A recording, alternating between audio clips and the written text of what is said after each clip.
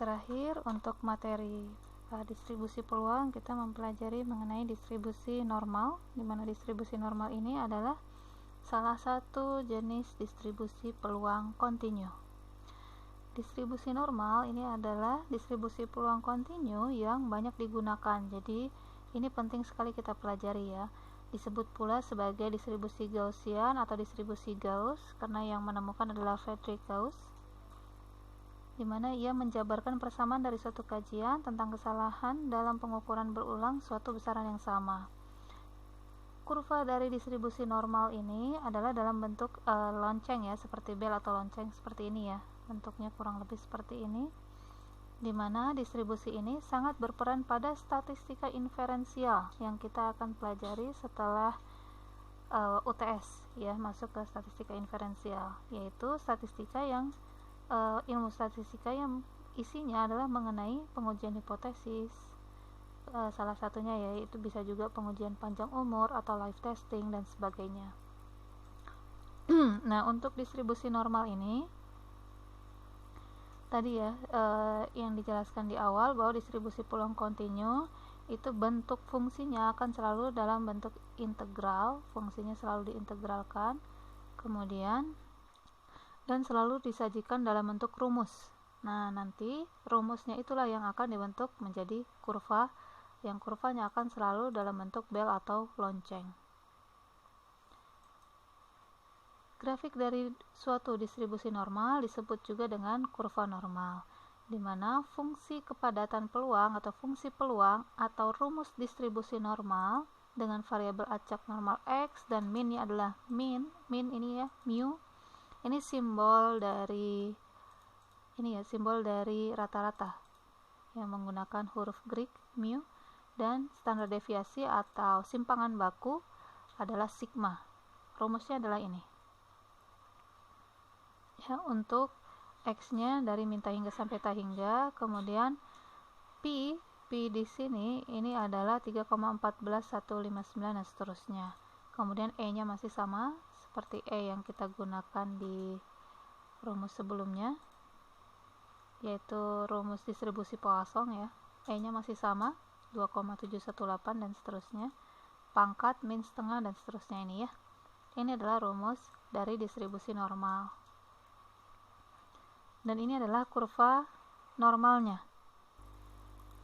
Jadi ini tadi kurva normal yang bentuknya seperti bel atau lonceng, di mana titik puncak maksimumnya adalah X sama dengan mu, di mana mu ini adalah rata-rata ya atau min.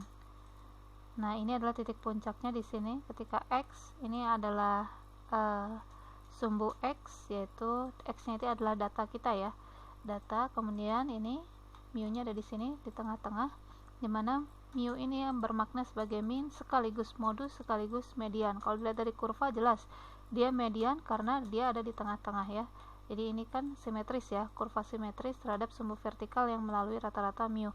Berarti ini luas yang kanan pasti akan sama dengan luas yang kiri. Makanya ini berperan juga sebagai median atau nilai tengah.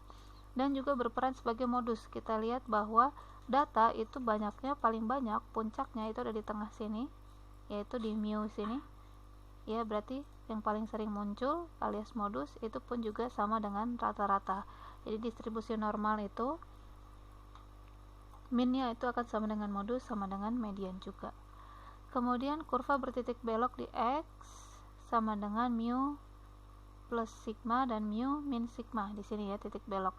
Yang sebelum mu min sigma ini cekung ke atas ya, cekungnya ke arah atas. Yang ini cekung ke bawah, selanjutnya adalah cekung ke atas lagi ya, penjelasannya ini. Kemudian sumbu horizontal ini merupakan garis asimtot yang dihampiri kurva menuju kedua arah yang menjauh dari rata-rata. Jadi ini kalau dilanjutkan, si garis ininya akan terus menuju ke arah X tapi tidak sampai berpotongan. Itu istilah yang disebut dengan garis asimtot.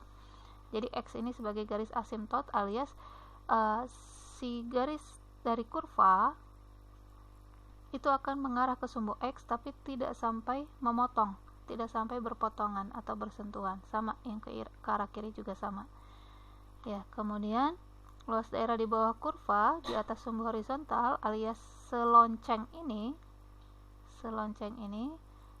luasnya akan sama dengan 1 karena peluang total adalah sama dengan 1.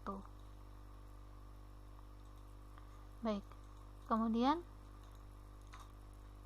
nah ini ya, jika saya memiliki dua kurva distribusi normal, misalnya ini dengan mu 1 dengan rata-ratanya di sini, dan ini adalah rata-rata mu 2 ya, data kedua. Ini adalah sigma 1, sigma 2, kita lihat kita bandingkan ya.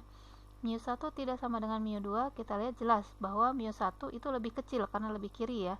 Mu 1 atau min dari data yang satu ini, data 1 dari kurva 1 ini, dia sebelah kiri dari kurva mu 2 ya, dari kurva distribusi normal 2 ini. Nah, otomatis mu 1-nya ini tidak sama dengan mu 2, bahkan kurang dari.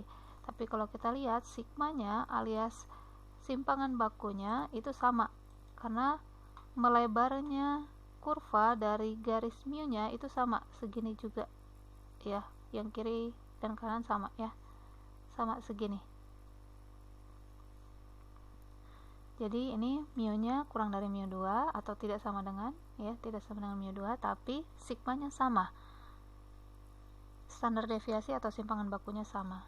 Selanjutnya, nah ini ketika mu-nya sama atau rata-rata atau min-nya sama, itu berarti posisi kurvanya akan menumpuk seperti ini. Nah, kalau yang sigma 1 bisa kita lihat bahwa sigma 1 tadi kan menunjukkan simpangan baku, seberapa menyebar data ya, seberapa menyebar data. Semakin besar sigmanya berarti semakin menyebar alias semakin landai, seperti yang sigma 1 ini. Nah, sedangkan sigma 2 itu kan lebih lancip. Nah, sigma 2 ini lebih lancip karena datanya lebih mengarah kepada seragam, lebih tidak heterogen alias lebih homogen gitu ya. Nah, kalau sigma 1 dia pasti lebih besar daripada sigma 2. Kenapa? Karena sigma 1 lebih menyebar, karena angka simpangan baku semakin besar akan semakin menunjukkan penyebarannya semakin luas. Kemudian yang terakhir, nah ini ketika mu-nya beda, sigmanya juga beda. Mu 1-nya di sebelah kiri alias kurang dari mu 2.